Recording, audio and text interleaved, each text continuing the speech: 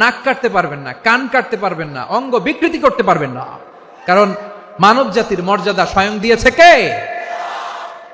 Dead body পচে যাবে, গলে যাবে। তারপর ইসলাম বলে না, খবরদার, এই মরা লাশটারও একটা মর্যাদা আছে না নাই? ইসলাম বলে এই লাশটা গলে যাবে, পচে যাবে, কিন্তু এটার অমর্যাদা করো না। কর্পূর দিয়ে, খেজুর পাতা দিয়ে, এটাকে ওয়ার্ম ওয়াটার দিয়ে, গরম পানি দিয়ে ধৌত করো, সাদা শুভ্র ধবধবে কাপড় দিয়ে লাশটাকে তুমি কাভার করো, তারপরে খাটিয়ার মধ্যে লাশটাকে রেখে বিশাল একটা প্রোগ্রাম করো, একটা ফিউনারাল প্রোগ্রাম করো। ওই প্রোগ্রামের ডানে বায়ে পেছনে লাশটারে রাখলে হবে না, প্রোগ্রামের একেবারে সামনটাতে তুমি লাশটাকে রাখো। সুবহানাল্লাহ। একটা ফিউনারাল প্রোগ্রাম করতে হবে, তাকে শেষ বিদায় জানাতে হবে, যেটাকে আমরা জানাজা বলি। কি বলি?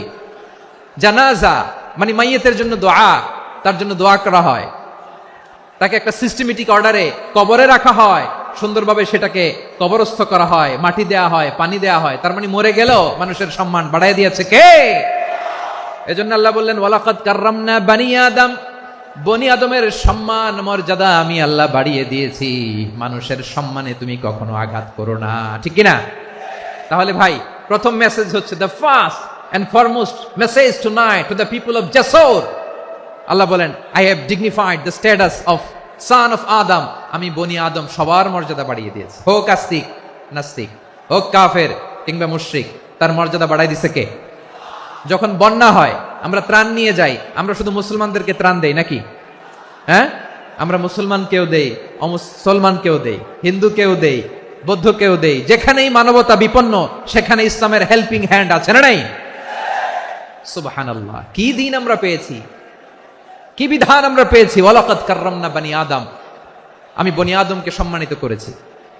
এরপর আল্লাহ বললেন, ওয়া হামালনাহুম ফিল বাররি ওয়াল বাহর, মানুষকে স্থলে এবং সমুদ্রে চলাচলের বাহন আমি দিয়েছি।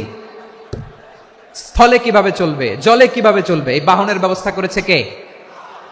এই জেনজি, এই স্যামড়া, ইরাম করতেছো কিসের জন্য? হ্যাঁ, ইরাম করলে চলবি? হ্যাঁ, বস বস বস বস, আওয়াজ করতেছো কেন? দিবা না, কথা বলতে দিবা না আমাকে?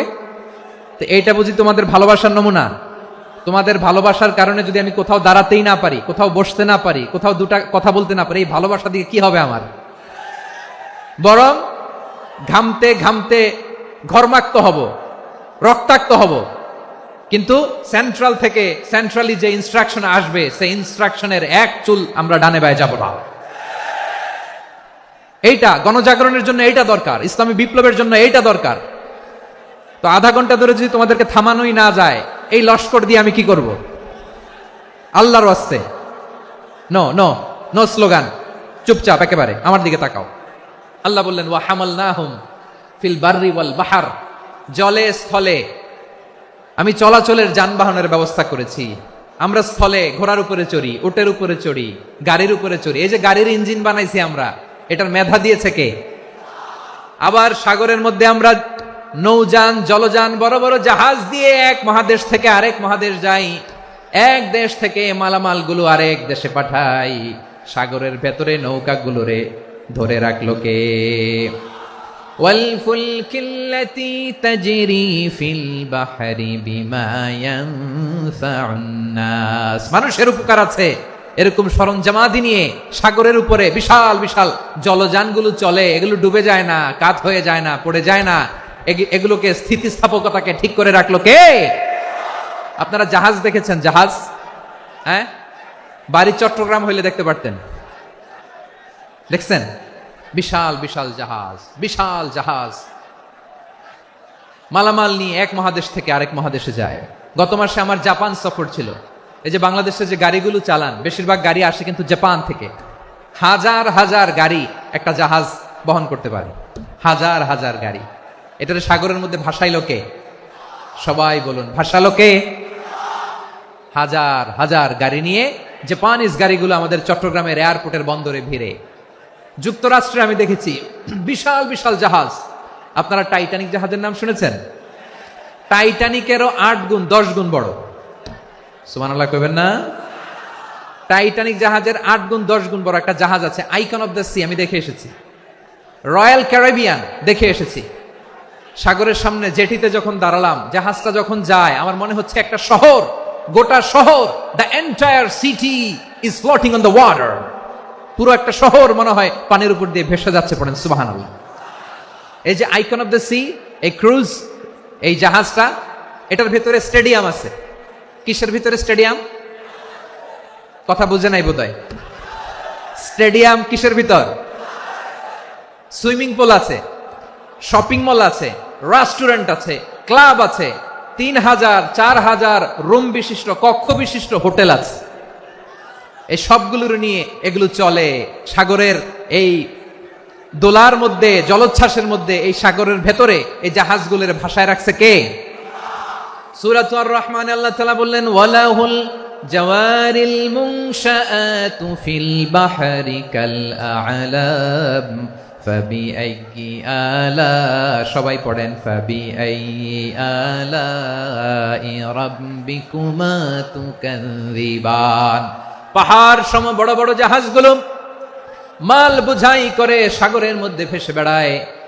এগুলো দিয়ে মালামাল বহন করা যায়, মানুষরা এক দেশ থেকে আরেক দেশে যায়। এই জাহাজগুলোর সাগরের ভেতরে ভাসায় রাখলো কে?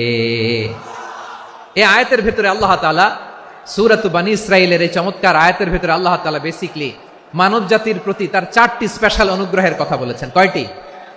2টা বলে ফেলছি। 1 নাম্বার, ওয়ালাকাদ কাররামনা বনী আদম, আমি বনী আদমের সম্মান বাড়াইছি। নাকি মুসলমানদের? নাকি মুসল্লিদের? কার সম্মান বাড়িয়েছি? বনী আদমের। তাহলে human dignity, the first part of the verse talks about the human dignity. 2 number অংশ আল্লাহ তাআলা বললেন, ওয়া হামালনাহুম ফিল বাররি ওয়াল বাহর, স্থলে এবং সমুদ্রে আমি তাদের জন্য চলাচলের বাহন দিয়েছি। সুবহানাল্লাহ। তার মানে smooth movement on land and sea, জলে এবং স্থলে যাতে আমরা স্মুথলি মুভ করতে পারি আল্লাহ তাআলা দিয়েছেন। 3 নাম্বার আল্লাহ তাআলা বললেন, ওয়া রাযাকনাহুম মিনাত তাইয়্যিবাত, মানুষের জন্য আমি পবিত্র রিজিকের ব্যবস্থা করেছি। জলে এবং স্থলে যত প্রাণী আছে সবগুলা প্রাণীকে রিজিক দেয় কে? আমাদেরকে রিজিক দেয় কে? সাগরের মাছগুলোকে, বড় বড় তিমি মাছগুলোরে রিজিক দেয় কে? বাতাসের মধ্যে ভেসে বেড়ানো বড় বড় পাখিগুলো, স্ক্যান্ডিনেভিয়ান কান্ট্রি থেকে লক্ষ লক্ষ কোটি কোটি পাখিগুলো যে এক দেশ থেকে আরেক দেশে ট্রান্সফার হয়, এগুলোর রিজিক দেয় কে? রব্বুল আলামিন বলেন, ওয়ামা মিন দাব্বাতিন ফিল আরদি ইল্লা আলাল্লাহি রিজকুহা ওয়া ইয়ালামু মুস্তাকাররাহা ওয়া মুস্তাওদাআহা কুল্লুম ফি কিতাবিম মুবিন। আল্লাহু আকবার। রব্বুল আলামিন বলেন, ভূপৃষ্ঠে বিচরণশীল যত প্রাণী আছে সব প্রাণীগুলোকে আমি আল্লাহ আমার নিজের কুদরতে রিজিকের বন্দোবস্ত করি। এই প্রাণীগুলো কোথায় থাকে, কোথায় যায়, সব জায়গায় আমি রিজিক পৌঁছে দেই। রিজিক কেউ দিতে পারে না, রিজিকের মালিক কে? রিজিকের মালিক তিনি আল্লাহ। এজন্য আল্লাহ তাআলা বললেন, ওয়া রাযাকনাহুম মিনাত তাইয়্যিবাত। এরপর আল্লাহ বললেন, ওয়া ফাদ্দালনাহুম আলা কাসীরিম মিম্মান খালাকনা তাফদীলা। আমি যত প্রাণী সৃষ্টি করেছি সকল প্রাণীর মধ্যে মানুষের মর্যাদা, শ্রেষ্ঠত্ব আমি দিয়েছি। সুবহানাল্লাহ পড়েন। তাহলে 1 নম্বরে আল্লাহ বললেন, আমি বনী আদমের মর্যাদা বাড়ালাম। এরপরে বললেন, স্থলে এবং সমুদ্রে চলাচলের জন্য যানবাহন দিলাম। 3 নম্বরে আল্লাহ বললেন, পবিত্র রিজিকের ব্যবস্থা করে দিলাম। এরপরে আল্লাহ বললেন, যত প্রাণী আছে, সৃষ্টি আছে, সবগুলার উপরে আমি মানুষকে শ্রেষ্ঠত্ব দিলাম। সুবহানাল্লাহ। তাহলে সবচেয়ে বেশি শ্রেষ্ঠত্ব মানুষের। কার? মানুষের। শুধু তাই নয় প্রিয় ভাইরা, আকাশ এবং জমিনে যা কিছু আছে সবকিছু মানুষের জন্য, মানুষের কল্যাণে, মানুষের প্রয়োজনে, মানুষের বশীভূত করে সৃষ্টি করেছেন কে? রব্বুল আলামিন বলেন, হুয়াল্লাযী খালাকা লাকুম মা ফিল আরদি জামিআ, এই জমিনের মধ্যে যা কিছু আমি আল্লাহ সৃষ্টি করেছি সব কিছু আমি মানুষের জন্য সৃষ্টি করেছি। পড়েন সুবহানাল্লাহ। হুয়াল্লাযী খালাকা লাকুম মা ফিল আরদি জামিআ, যা আছে সব আমাদের জন্য, সব আমাদেরকে সার্ভিস দেওয়ার জন্য, আমাদের উপকারের জন্য, আমাদের কল্যাণের জন্য। আওয়াজ করে সবাই পড়ুন আল্লাহু আকবার। অন্য আয়াতে আল্লাহ বললেন, ওয়া সাখখারা লাকুম মা ফিস সামাওয়াতি ওয়া মা ফিল আরদি জামিআম মিন ইন্না ফী যালিকা লাআয়াতিন লিকাওমি ইয়াতাফাক্কারুন।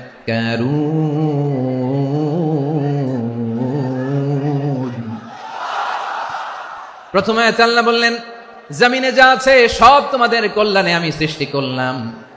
এরপরে আল্লাহ বললেন আকাশেও যা আছে সব তোমাদের জন্য সৃষ্টি করলাম, তোমাদের অনুগত বানায় দিলাম। পড়েন সুবহানাল্লাহ।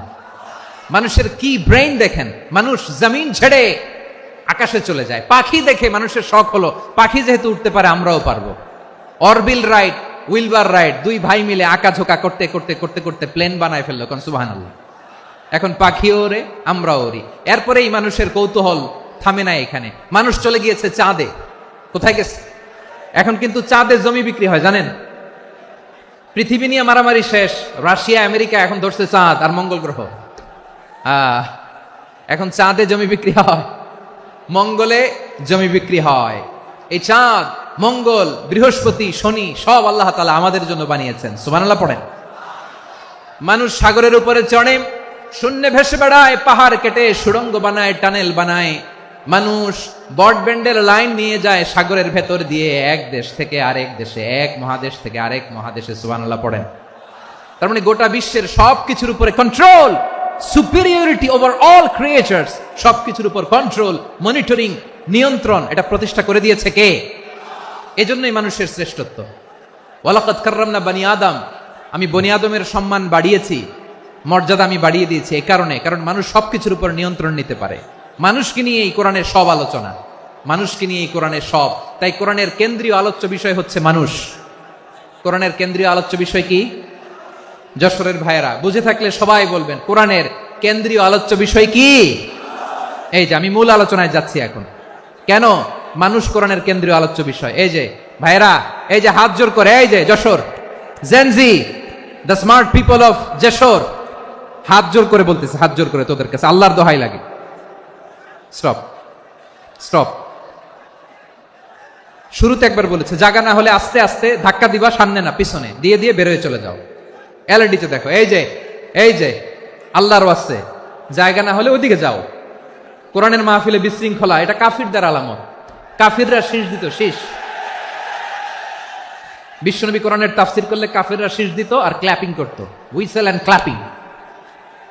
তো আমরা কি এখানে বিশৃঙ্খলা করতে আসছি? তো বারবার থামানো লাগে কেন? কোনো আওয়াজ হবে না, বললাম তো, স্টপ। আওয়াজ করে বলুন কোরআনের কেন্দ্রীয় আলোচ্য বিষয় কি? সবাই বলেননি। এতগুলো মানুষ উত্তর দিলে এতটুকু আওয়াজ হয়, অন্তত আমি বিশ্বাস করি না। যশোর আওয়াজ করে বলো কোরআনের কেন্দ্রীয় আলোচ্য বিষয় কি? মানুষ। এই মানুষ কোরআনের কেন্দ্রীয় আলোচ্য বিষয়। মানুষকে আল্লাহ স্বাধীনতা দিয়েছেন। ফামান শাআ ফালইউমিন ওয়া মান শাআ ফালইয়াকফুর। চাইলে মুমিন হতে পারো, চাইলে কাফের হতে পারো, তোমার ইচ্ছা। তবে জেনে রাখো মুমিন হলে পাবা জান্নাত, কাফির হলে পাবা জাহান্নাম। নাও দ্য ডিসিশন ইজ ইয়ার্স। সিদ্ধান্ত তোমার, জান্নাতে যাবা না জাহান্নামে যাবা। যশোরের ভাইয়ের আওয়াজ করে বলুন কই যেতে চান, জান্নাতে না জাহান্নামে? ডান দিকে না বাম দিকে? ডানপন্থী না বামপন্থী?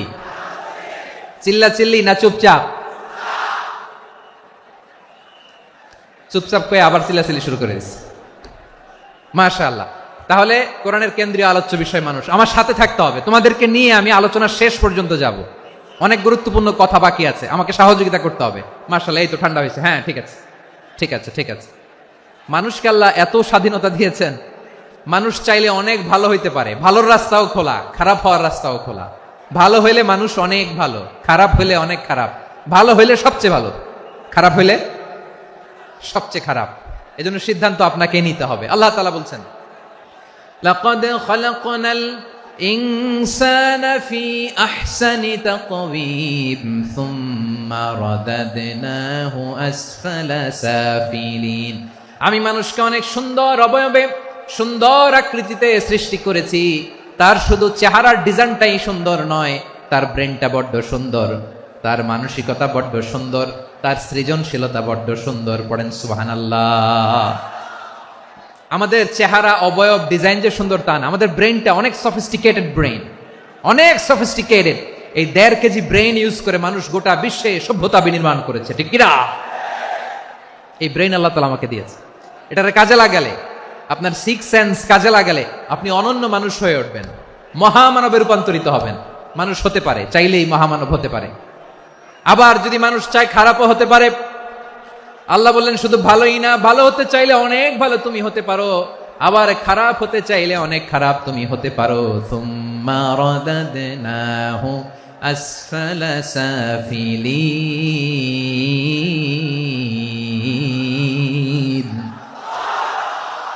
খারাপ হলে একেবারে খারাপ হতে পারো, নিকৃষ্ট হলে একেবারে নিকৃষ্ট হতে পারো, ভালো হলেও ভালো হতে পারো। কোন সুবহানাল্লাহ। এবার আওয়াজ করে বলুন, ভালো হতে চাই না খারাপ, শ্রেষ্ঠ না নিকৃষ্ট?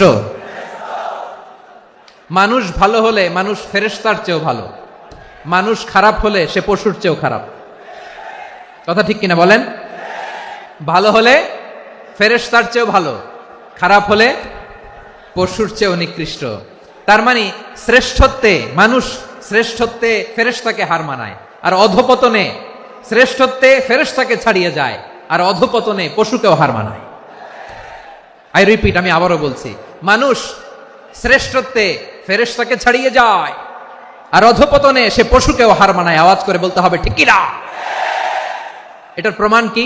মানুষ শ্রেষ্ঠ হইলে যে ফেরেশতার চেয়েও সেরা, তার প্রমাণ কি?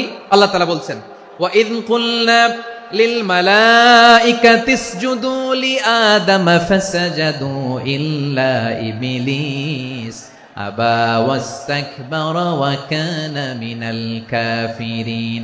আল্লাহ বলেন, স্মরণ করো সে সময়ের কথা যখন আমি ফেরেশতাদেরকে বললাম, ও ফেরেশতারা আদমকে সেজদা দাও।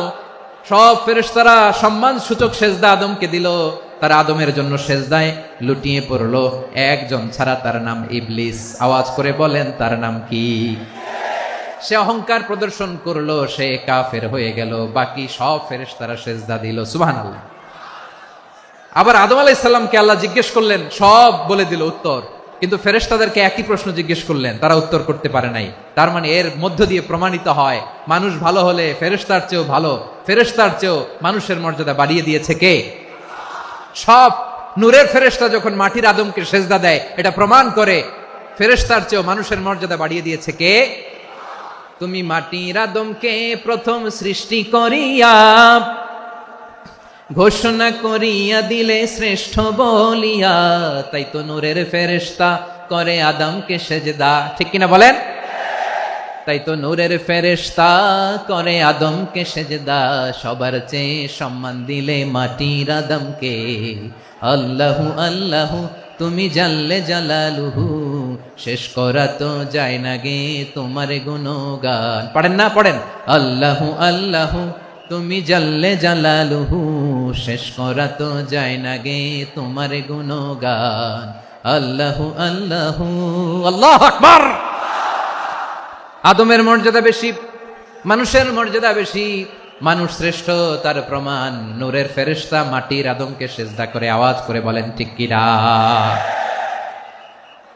তাহলে মানুষ ভালো হলে ফেরেশতার চেয়ে ভালো। আবার মানুষ যদি খারাপ হয়, সে পশুর চেয়েও খারাপ, অধপতনে পশুত্বকে হার মানায়। তার প্রমাণ, তার প্রমাণ কি? তার প্রমাণ হচ্ছে যশোরের ভাইরা দেখবেন পত্রিকায় নিউজ পেপারে মাঝে মাঝে এরকম দেখা যায়, এক মানুষ আরেক মানুষকে হত্যা করে 20 টুকরা করে বস্তার ভিতরে ভরেছে। আপনারা এই নিউজ পড়েন নাই না? দেখেন নাই? দেখছেন? মানুষ মানুষকে হত্যা করে কয় টুকরা? জোরে বলেন। এখানেই ক্ষান্ত হয় না, আবার কোথায় ভরছে? বস্তার ভেতরে। আচ্ছা, বুঝে থাকলে আওয়াজ করে বলেন, কোনদিন শুনছেন একটা হাতি আর একটা হাতিকে হত্যা করে 20 টুকরা করছে, এরপরে বস্তার ভেতরে ভরছে? হয়েছে? তাহলে দেখেন, মানুষ যদি খারাপ হয় সে পশুকেও হার মানায়। চিল্লায় বলো ঠিক কিনা? এমনও দুশ্চরিত্র মানুষ আছে যার নজর থেকে 6 মাসের ছোট্ট মেয়ে থেকে শুরু করে 80 বছরের বৃদ্ধারাও নিরাপদ নয়, পশুকেও হার মানে। মানুষ মানুষের ঘর জ্বালিয়ে পুড়ে মেসাকার করে দেয়, জনপদের পর জনপদ জ্বালায় দেয়, এরকম আছে না নাই? তাহলে আমরা বুঝলাম, মানুষ ভালো হলে অনেক ভালো, খারাপ হলে অনেক খারাপ। ও আমার কলিজার টুকরা যশোরের ভাইয়েরা, আসুন না 3 দিন ব্যাপী এই তাফসিরুল কোরআনের ঐতিহাসিক প্রোগ্রাম থেকে আমরা সিদ্ধান্ত নেই, আমরা ভালো মানুষ হব নাকি খারাপ মানুষ হব? কলিজা থেকে প্রাণ থেকে আওয়াজ করে সবাই বলুন, ভালো মানুষ নাকি খারাপ মানুষ? ভালো মানুষ হইতে হবে। ভালো মানুষ যারা জগৎটাকে এনলাইটেন করবে, যারা এনলাইটেন করবে, যারা সত্যের বীর সেনানী হয়ে দাঁড়াবে, যারা সত্যের পক্ষে কথা বলবে, যারা জালিমের মসনদকে ভেঙে খান খান করে দেবে, এরকম হওয়ার দরকার আছে না নাই? এরকম ভালো মানুষ আমরা হতে চাই কি চাই না? মানুষকে যত্ন নিলে মানুষ যে কত ভালো হয় আপনি কল্পনাও করতে পারবেন না। এই যে আপনাদের যশোরে যে ভালো ছেলেগুলো আছে, যে ভালো তরুণগুলো আছে, যে যুবকগুলো আছে, যে ভালো আলেমরা আছে, ভালো নেতারা আছে, সবাই যদি তাদের মতো হতো, পুরো যশোরটা একটা জান্নাতের টুকরা হয়ে যেত। আওয়াজ করে বলেন ঠিক কিনা? মানুষকে নার্চারিং করলে, মানুষকে পলিশ করলে, মানুষকে গ্রুমিং করলে, মানুষকে সঠিক তারবিয়া দিলে মানুষ অনন্য হয়ে ওঠে। প্রতিটি মানুষ অনন্য। আমি অনন্য, আপনি অনন্য, আমরা সবাই অনন্য। সুবহানাল্লাহ বলেন। মানুষকে আল্লাহ তাআলা দিয়েছেন অসীম ক্ষমতা, অসীম ক্ষমতা। সুবহানাল্লাহ। একটা মানুষ পারে না এমন কিছু নাই, একটা মানুষ পারে না এমন কিছু নাই। বিশ্বাস করতে হবে, মানুষ যা কল্পনা করতে পারে ওইটা মানুষ করে দেখাতে পারে। যশোরের ভাইয়ের, আই রিপিট, আমি আবারও বলছি, এই চিলাচিলি করলে আমার এই গুরুত্বপূর্ণ কথা তোমরা মিস করবা, মিস করবা। কপাল পড়া হয়েও না, আওয়াজ করে কপাল পড়া হবে না। আমার দিকে তাকাও। মানুষ, মানুষ যা কল্পনা করতে পারে সেটা মানুষ করে দেখাতে পারে। তুমি তোমার কল্পনার রাজ্যকে সাজাও, তোমাকে হারাতে পারে এমন কোন শক্তি আল্লাহর জমিনে নাই। তোমার কি শক্তি, কি সম্ভাবনা তুমি জানোই না মিয়া। তুমি এদিকে তাকাও কেন? তোমার রাস্তা তো ওই দূরে, তুমি কোথায় যাবে, আল্লাহ তোমার টেনে কোথায় নিয়ে যাবে তুমি কিছুই জানো না। প্ল্যান বিগ, ড্রিম বিগ, কল্পনার শক্তিকে বড় করো। মানুষ যা কল্পনা করতে পারে মানুষ তা করে দেখাতে পারে। মানুষের কাছে অসাধ্য কিছু নাই, মৃত্যু ছাড়া, অ্যাকসেপ্ট ডেথ, মৃত্যু ছাড়া মানুষ সবকিছুকে জয় করতে পারে। মৃত্যু ছাড়া যে কোনো অসাধ্যকে সাধন করার ক্ষমতা মানুষকে দিয়ে দিয়েছে কে? হারার জন্য তোমার জন্মই হয় নাই, তোমার জন্ম হয়েছে জিতার জন্য, বিজয়ের জন্য তোমার জন্ম। মানুষের শুরুটাই হয় বিজয় দিয়ে। যশোর, আওয়াজ করে বলো, মানুষের শুরু হয় কি দিয়ে? আমরা যখন আমার পিতার পৃষ্ঠদেশে ছিলাম, পিতার পৃষ্ঠদেশ থেকে শুক্রাণু যখন মায়ের গর্ভদেশে যেয়ে পড়ে, কতটা শুক্রাণু ভ্রমণ শুরু করে জানো? 20 কোটি শুক্রাণু। একবার সিমেন আউট হলে সেখানে 20 কোটি শুক্রাণু থাকে, ভ্রমণ শুরু করে। ওই 20 কোটি শুক্রাণুর মধ্য থেকে তুমি আমি আজকে এক বিকশিত শুক্রাণু মানব রূপে পৃথিবীতে এসেছি। সুবহানাল্লাহ। ওই 20 কোটি শুক্রাণুর প্রতিযোগিতায় সবাই রে পেছনে ফেলে সেদিন আমি সফল হয়েছিলাম, সেদিন আমি বিজয়ী হয়েছিলাম। সেদিন আমি এত ছোট ছিলাম, মাইক্রোস্কোপ দিয়েও আমার অস্তিত্ব টের পাওয়া যায় না। আমি এত তুচ্ছ ছিলাম, নগণ্য ছিলাম, আমার কান ছিল না, আমার চোখ ছিল না, আমার হাত ছিল না, আমার জন্য রিকমেন্ডেশন করার মতো মামু ছিল না, খালা ছিল না, কেউ ছিল না। তারপরেও ওই প্রতিযোগিতায়, ওই কম্পিটিশনে যখন আমারে কেউ হারাতে পারে নাই, আল্লাহর জমিনেও আমারে কেউ হারাতে পারে না। হারার জন্য তোমার জন্মই হয় নাই, তুমি আসছই জিতার জন্য। সুবহানাল্লাহ। বিশ্বনবী বলেন, আন্নাসু মাআদিন কামাআদিনিজ যাহাবি ওয়াল ফিদ্দা খিয়ারুহুম ফিল জাহিলিয়াতি খিয়ারুহুম ফিল ইসলাম। Peoples are like mines of gold and silver. সোনার খনি, রূপার খনি, এর চেয়েও বড় খনি হচ্ছে এই মানব সম্পদের খনি। আওয়াজ করে বলেন আল্লাহু আকবার। আল্লাহ তাআলা এই সম্পদ আমাদেরকে দিয়েছে। বিশ্বনবী বলেন, মানুষ হচ্ছে খনির মতো। খিয়ারুহুম ফিল জাহিলিয়াতি খিয়ারুহুম ফিল ইসলাম। জাহিলি যুগে যারা সেরা, ইসলামেও তারা সেরা। ইযা ফাকহু, যদি তারা বুঝবান হয় তাহলে তাদেরকে সেরা বানায় দিবে কে? তাহলে মানুষের চেয়ে সেরা কেউ হতে পারে? মানুষের চেয়ে অনন্য কেউ হতে পারে? মানুষকে কেউ হারাতে পারে? আওয়াজ করে বলো, তোমাকে কেউ হারাতে পারবে? এই সাহস জাগছে আজকের আলোচনা থেকে। আমি তুমি অনন্য, আমাকে তোমাকে হারায়া দেওয়া এত সহজ না, ঠিক কিনা? একটা কথা জীবনের সাথে সেট করে নিতে হবে, আমি জিতি নয় শিখি, আমি কখনো হারি না। জীবনের সাথে সেট করে নাও, জেনজি অফ যশোর, আমি কখনো হারি না, আমি হয় জিতি নয় শিখি। চিল্লায় বলো ঠিক কিনা? আমি কখনো হারি না, আমার হারানো এত সোজা না। কি সাহস জাগছে? বুকে সাহস জাগছে? তাকবীর পড়ো, লিল্লাহে তাকবীর। তাহলে বিশ্বনবী বলেন, নাসু মাআদিন, মানুষ হচ্ছে খনি। এই ধাক্কা ধাক্কি আমি জানি এগুলো ভালোবাসার ধাক্কা ধাক্কি, এজন্য আমি সহ্য করে নেই। এগুলো যে ভালোবাসার ধাক্কা ধাক্কি এটা আমরা বুঝি। পৃথিবীর কোন আইন, সিকিউরিটি প্রটোকল দিয়ে এটারে মানানো যাবে না, কারণ এটা তো ভালোবাসা, লাভ। লাভ কোনো আইন কানুন দিয়ে বাধা যায় না, মানানো যায় না, ঠিক কিনা বলো?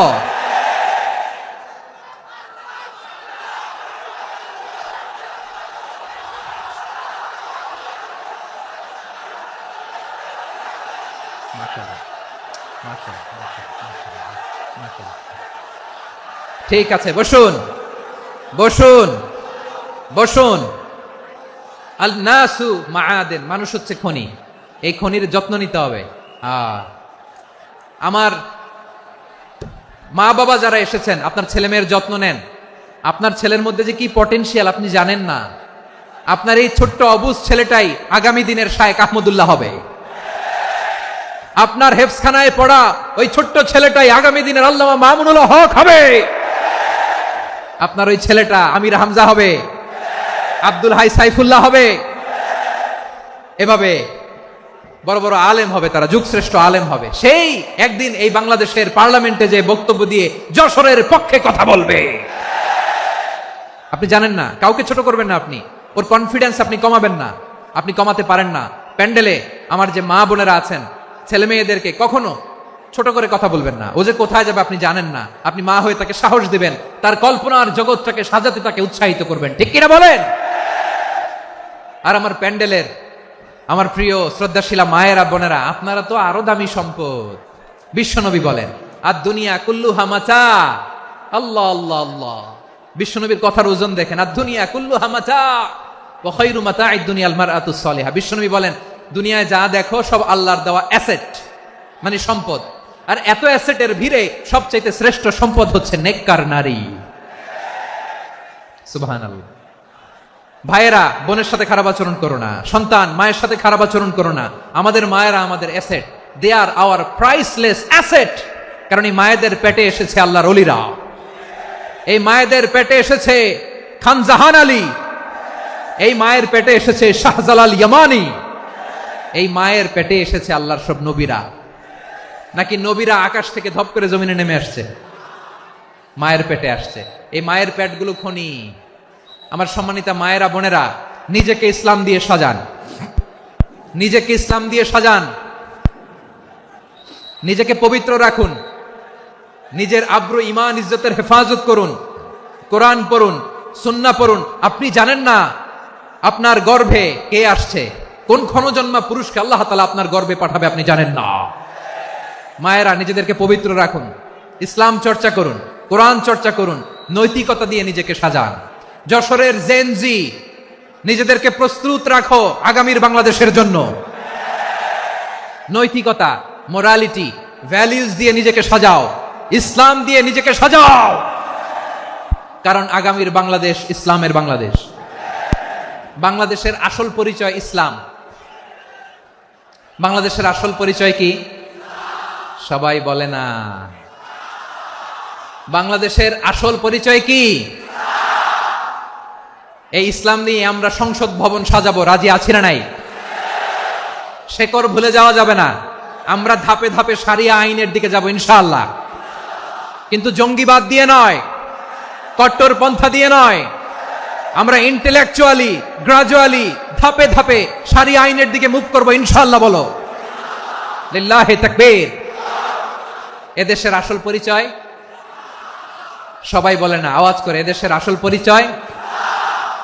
এদেশে আজান শুনে সূর্য ওঠে শহর গ্রামে, এদেশে আজান শুনে সূর্য ডুবে সন্ধ্যা নামে, এদেশে সকল কাজে সবাই বলে বিসমিল্লাহ, এদেশে ভালো কিছু দেখে শুনে হাসি মুখে সবাই বলে মাশা আল্লাহ, সুবহানাল্লাহ সুবহানাল্লাহ সুবহানাল্লাহ সুবহানাল্লাহ সুবহানাল্লাহ সুবহানাল্লাহ সুবহানাল্লাহ সুবহানাল্লাহ।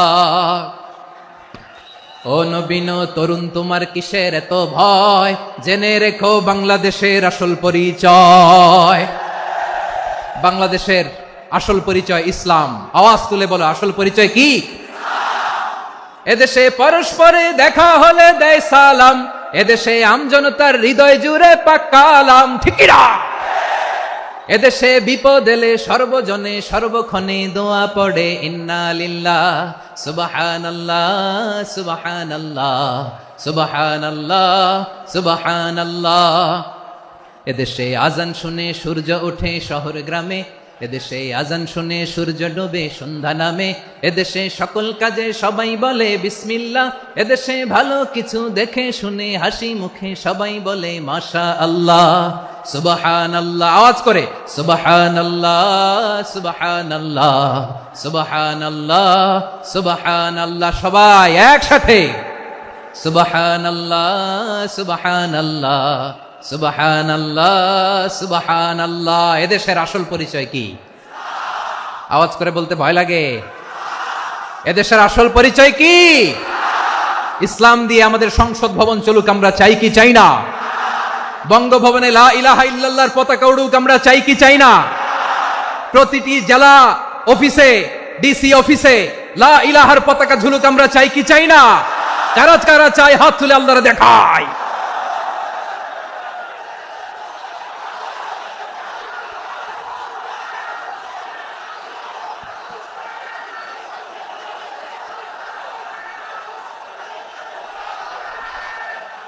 মাশাআল্লাহ মাশাআল্লাহ মাশাআল্লাহ মাশাআল্লাহ।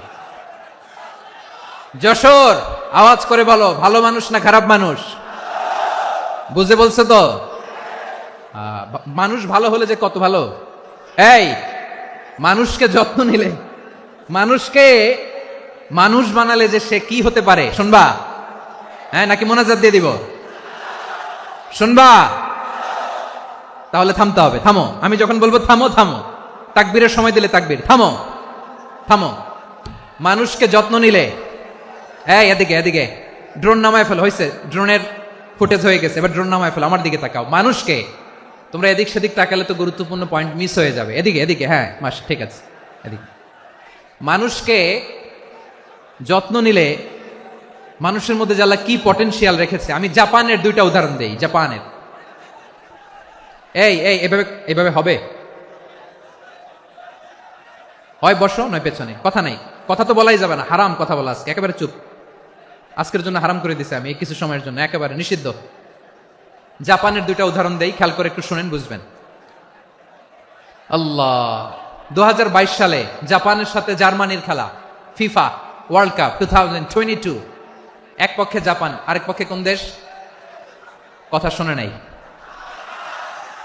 এক পক্ষে কোন দেশ, আরেক পক্ষে সবাই, এক পক্ষে আরেক পক্ষে।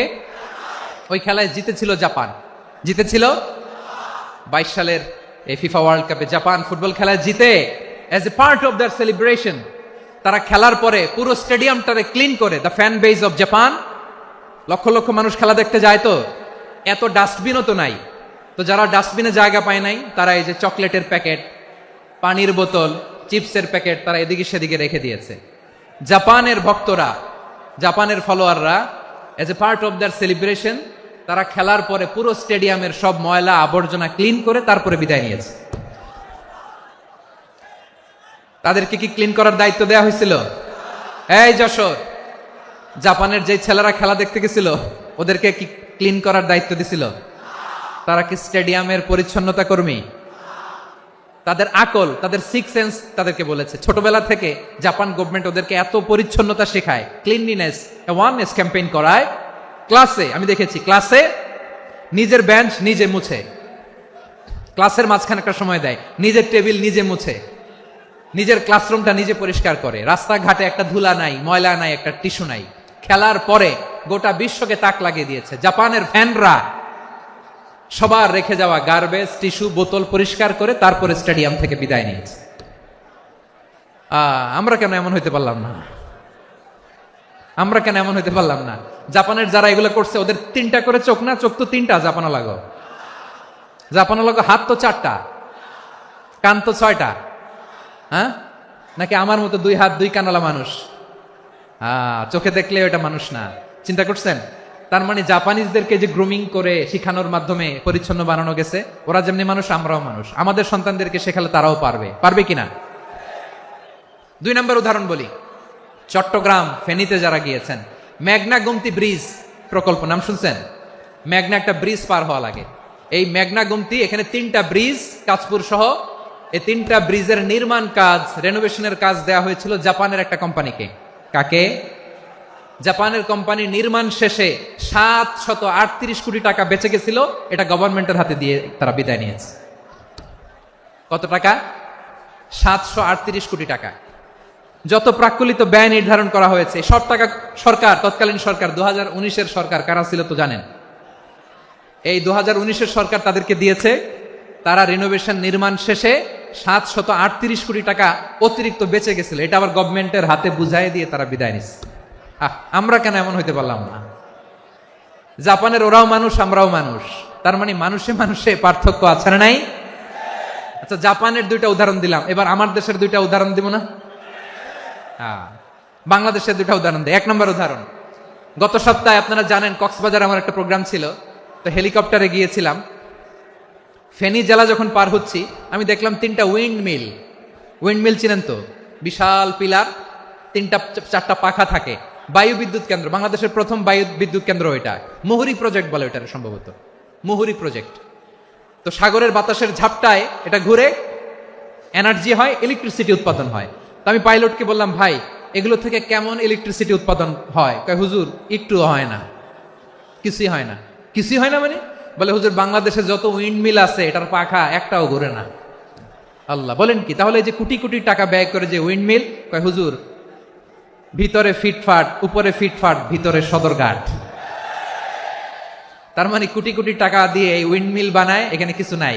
দুর্নীতির আড্ডাখানা, আখড়াখানা বাংলাদেশ, ঠিক কিনা বলেন? হায় রে, জাপানিজরাও মানুষ, আমরাও মানুষ। আমার এক নিকটাত্মীয় সরকারি চাকরিজীবী, উনি আমাকে বললেন, বাংলাদেশের আরেকটা উদাহরণ দেই। উনি আমাকে বললেন যে প্রতি বছর আমাদের অফিসের ফার্নিচার চেঞ্জ করে।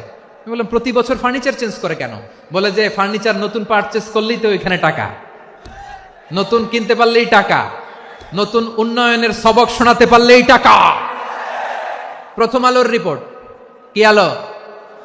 প্রথম আলোর রিপোর্ট, গত 15 বছরে উন্নয়নের নামে লুটপাট হয়েছে প্রায় 3.25 লাখ কোটি টাকা। কার রিপোর্ট? আমাদের বানানো কথা। প্রথম আলোর রিপোর্ট। গত 15 বছরে কারা ছিল জানেন তো? হ্যাঁ, শুধু ওনাদেরকেই দোষ দিয়ে লাভ নাই। স্বাধীনতার পর থেকে শুধু শাসকের হাত বদল হয়েছে, আমরা কিছু পাই নাই, ঠিক কিনা বলেন? শুধু ওনাদের দোষ দিয়ে কি লাভ? একদল খাইছে, আরেক দল খাওয়ার জন্য রেডি হয়ে আছে। আমরা এরকম চাই না। আমরা চাই স্বাধীন সার্বভৌম বাংলাদেশ, আমরা চাই দুর্নীতিমুক্ত বাংলাদেশ। আমি নিউজটা যে কতবার পড়লাম, এটা কি সম্ভব? 3.25 লাখ কোটি টাকা লুটপাট, মানে লুটপাট করতে করতে এদেশের জনগণকে ফুটপাতে বসায় দিচ্ছে। প্রিয় ভাইয়েরা, তাহলে জাপানের মানুষও মানুষ, আমরাও মানুষ। সিদ্ধান্ত আপনার, কোন মানুষ হবেন, ভালো মানুষ না খারাপ মানুষ? আজকের আলোচনার বিষয় হচ্ছে মানব সম্পদের উন্নয়ন, human resource development. It's a process to increase the capacity of knowledge, skill, capacity of the people of a country. একটা দেশের মানুষের জ্ঞান, তাদের দক্ষতা কি করে বাড়ানো যায়, বাড়িয়ে দেশের উন্নয়ন করানো যায়, এটাই হচ্ছে মানব সম্পদ উন্নয়নের মূল কথা। তাহলে মানব সম্পদ হচ্ছে একটা দেশের সবচাইতে শক্তিশালী পুঁজি।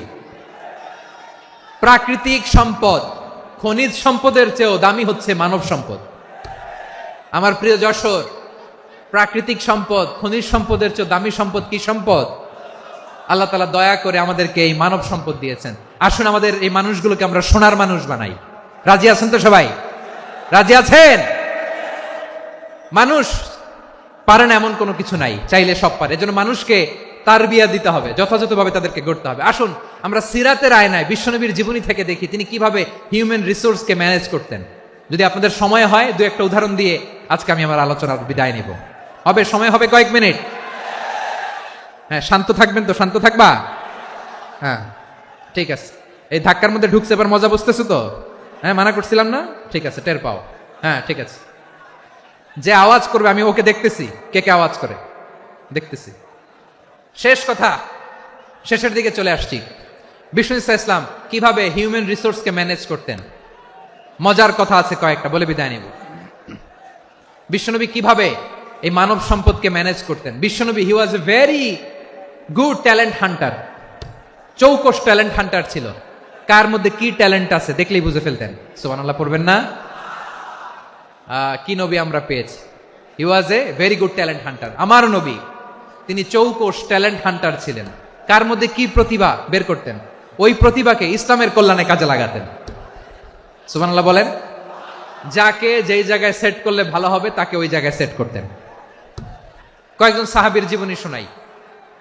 আবু মাহজুরা রাদিয়াল্লাহু তাআলা আনহু, মক্কার মুয়াজ্জিন, আগে ছিল মুশরিক, পরে হয়েছে মুমিন। উনি কিভাবে মুমিন হইলেন এই ঘটনাটা একটু আপনাদের শোনাতে চাই। তো আপনাদের তো সময় নাই হাতে, হ্যাঁ সময় আছে? এই জেনজি শেষ করে দিল আজকের প্রোগ্রামটা। 1 ঘন্টা ধাক্কা ধাক্কি করে কেমনে দাঁড়ায় আছে আমি বুঝলাম না।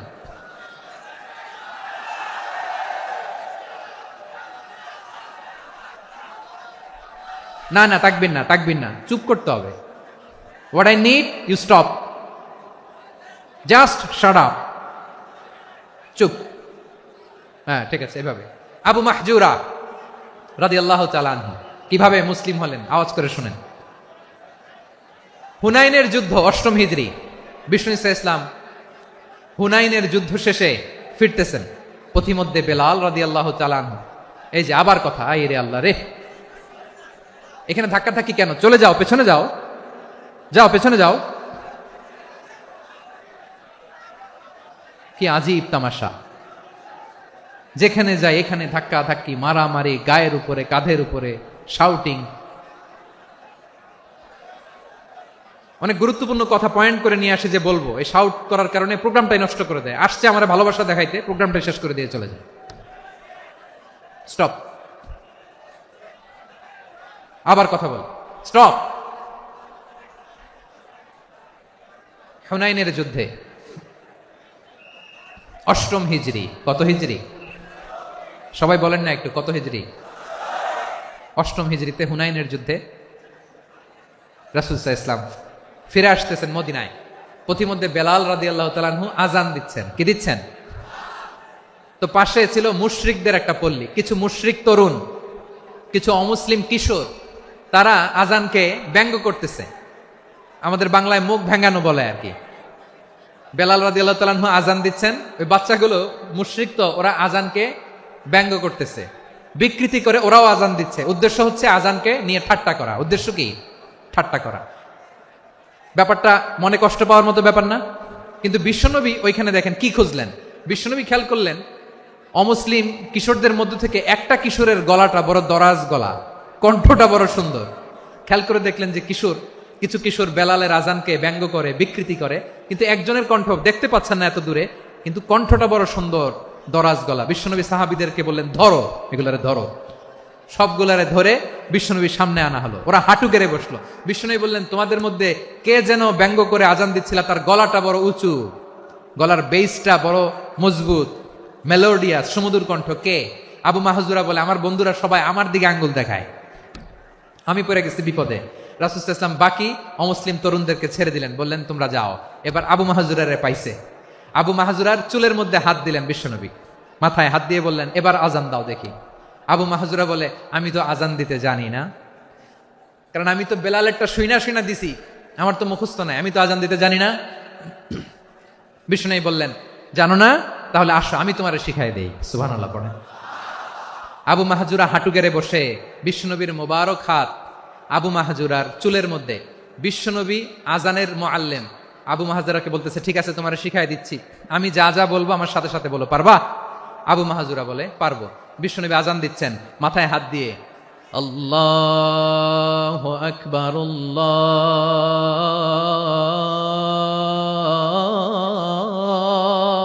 আকবার। আবু মাহজুরা এই বাক্যটা পড়লেন। বিশ্বনবী দ্বিতীয় বাক্য পড়তে আরম্ভ করলেন, আল্লাহু আকবার,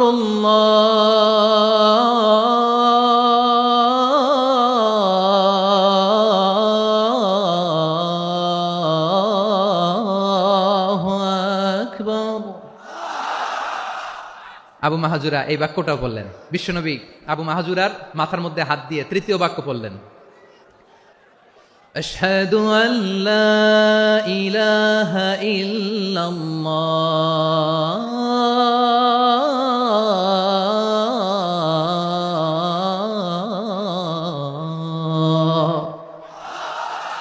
আবু মাহাজুরা তৃতীয় বাক্য পড়লেন। বিশ্বনবী একটা বাক্য পরে আবু মাহাজুরা পরে, বিশ্বনবী পরে আবু মাহাজুরা পরে। আবু মাহাজুরা কিন্তু অমুসলিম, মুশরিক।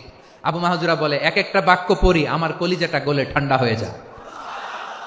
এতদিন মোহাম্মদকে গালি দিতাম, এখন মোহাম্মদ আমার মাথায় যখন হাত রাখছে আমার সারা শরীর ঠান্ডা হয়ে গেছে। বিশ্বনবী আজান শিখাচ্ছেন, একটা একটা বাক্য পড়ে আবু মাহাজুরাও পড়ে, বিশ্বনবী পড়ে আবু মাহাজুরাও পড়ে। পুরো বাক্যগুলো যখন শেষ, আজান শেষ, আবু মাহাজুরাও যখন পুরো আজান পড়লেন, আবু মাহাজুরা বললেন, এতদিন মোহাম্মদের চেহারা দেখলে আমার ঘৃণা লাগতো, আজ থেকে মোহাম্মদের চেহারার চেয়ে প্রিয় চেহারা আমার কাছে নাই। আবু মাহাজুরা বললেন, ও মোহাম্মদ, আজানের বাক্য তো আপনি আমারে শেখালেন, এখানেই শেষ করবেন না, আপনি আমারে পড়ায় দেন, লা ইলাহা ইল্লাল্লাহু মুহাম্মাদুর রাসূলুল্লাহ সাল্লাল্লাহু আলাইহি ওয়াসাল্লাম। বিশ্বনবীর সাথে দাঁড়িয়ে উনি শাহাদা পড়ে মুসলমান হয়ে গেলেন। এবার আবু মাহাজুরা বলে, ইয়া রাসূলুল্লাহ, ইয়া হাবিবাল্লাহ, আমি মুমিন হয়েছি, মুসলমান হয়েছি, আপনার কাছ থেকে আজান শিখার সৌভাগ্য আমি লাভ করেছি গো নবী। আমার কণ্ঠের বড় তারিফ করেছেন আপনি, আমার আজানকে আপনি পছন্দ করেছেন। একটা জিনিস আপনার কাছে চাই, আপনি আমাকে মক্কার মসজিদুল হারামের মুয়াজ্জিন হিসেবে অ্যাপয়েন্ট করে দে। বিষ্ণু ইসা ইসলাম বললেন, যাও আবু মাহজুরা, আমি তোমাকে পৃথিবীর শ্রেষ্ঠতম মসজিদ মক্কার মসজিদুল হারামের মুয়াজ্জিন হিসেবে অ্যাপয়েন্ট করে দিলাম। দেখছেন কিভাবে ট্যালেন্ট হান্টিং করতে হয়, কিভাবে হিউম্যান রিসোর্স মানব সম্পদকে ব্যবহার করতে হয়। আসছিল আজানকে ভেঙ্গাইতে, আসছিল কেন? আজানকে ব্যঙ্গ করার জন্য, বিকৃত করার জন্য। আজানকে বিকৃত করতে যে ইসলামের সবচেয়ে শ্রেষ্ঠ মসজিদের মুয়াজ্জিন হয়ে গেল। পড়েন সুবহানাল্লাহ। হযরত আবু মাহজুরা রাদিয়াল্লাহু তাআলা আনহু ওনার এই সুললিত কণ্ঠ ব্যবহার করে মসজিদুল হারামে এত সুন্দর করে আল্লাহু আকবার বলে আজান দিতেন। মানুষগুলোর, মুসল্লিগুলোর, মক্কাবাসীর হৃদয়কে তিনি বিগলিত করে দিতেন, মানুষের হৃদয়কে ঠান্ডা হয়ে যেত। শুধু এখানেই শেষ না আমার যশোরের ভাইয়েরা। বিশ্বনবী যখন সাইয়েদনা আবু মাহজুরা রাদিয়াল্লাহু তাআলা আনহুকে আজান শিখাচ্ছিলেন, বলেন তো বিশ্বনবীর হাতটা কোথায় ছিল? আবু মাহজুরার মাথার সামনে, এই চুলের উপরে ছিল।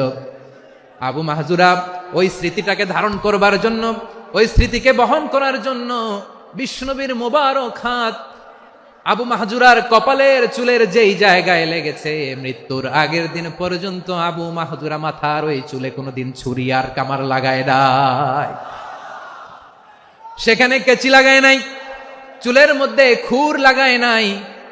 আবু মাহজুরা ডান দিকের চুল কাটতো, বাম দিকের চুল কাটতো, পেছনের চুল কাটতো, সামনের চুল কাটতো না।